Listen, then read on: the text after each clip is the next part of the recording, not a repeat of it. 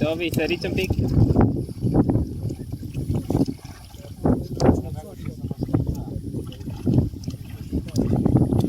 La picioare.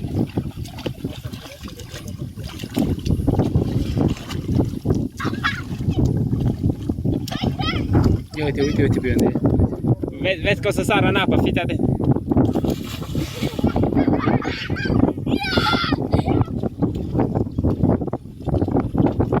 Mă ajută să sară mai sus un pic. Exact, asta mă să zic și eu. Ai văzut? Uite cum este capul la suprafață. Are ulei din ăla pe el. Ca hipopotamul. Exact.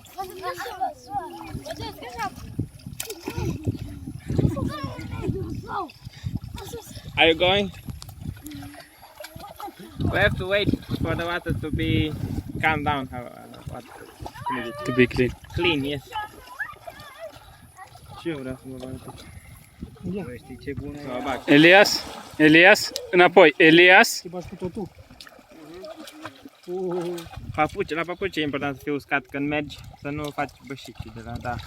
Dacă ai picioarele uscate în papuci, uite ce au tulburat toată. Acum De te, aici se poate sări fain atâta timp când nu sar cu capul, dar așa mai pe burtă. acum te faci sănătos dacă te bagi. E tulburat. Sami trebuie să bagi pe chestia. I-aș fi scos tricoul ăsta, da, nu pot să scoți așa de fapt de tot. Cum să nu? Nu mi-e posibil.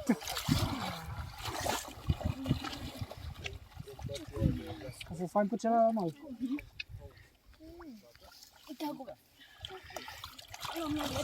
Să de ovi, avem voie să scoatem tricou? Nu-i prea frumos, nu?